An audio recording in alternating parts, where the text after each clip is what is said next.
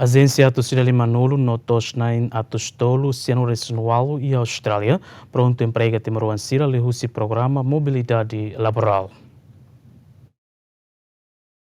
Lihusi discurso e a cerimônia de despedida ao trabalhador Timoruansira nebe atuba serviço e Austrália, secretário de Estado de Formação Profissional e Emprego, Rosério Araújo Mendonça Hatete, agência australiana hamuto ka Atucida Limanolo notos nain atustolo sianulo resingualo, mag durante ne halo recrutamento ba trabalhador Timoruansira atuba serviço e Austrália lihusi programa mobilidade laboral. No daw ne agência notos nain hirakne pronto na fatina tu cria emprego ba Timoruansira tambatuir sira trabalhador Timoruansira serviço ho badinas no lais compara ho trabalhador sira husinação seluk nebe durante ne sira recruta.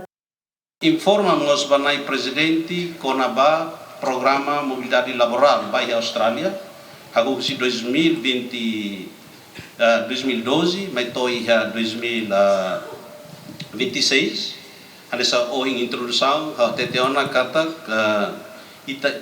trabalhadores 25.366.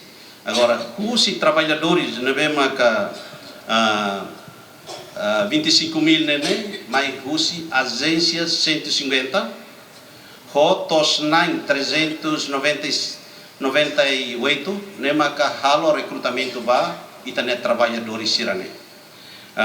Idanema kanesang dados provisórios nebe maka Itaiha total trabalhadores fong nebe maka Itaiha 9.932 ba trabalhadores tuang nebe maka hahu si 2012 mas toy agora balo se continua ela Itaiha 15.404 idane aktual nebe maka update ba iha loron horsegnian. Governante ne haktui recrutamento trabalhador Timoruansira ba Austrália, Timor-Leste ocupa número da hulo konaba igualdade gênero nian. Atau até para nai presidente kata trabalhadores nebe mak ba serviço e Austrália liliu programa Palme Rasik parte Timor-Leste preencha ba igualdade gênero e tamaka preencha primeiro lugar.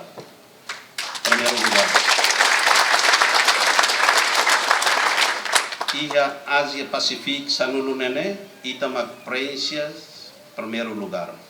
Idane atau HTTD katak envolvimento feito sira nebe maka iha programa Palm nene Timor haruka duni feto nebe mak participa he programa nene ne corresponde duni ba iha ne cidade mercado.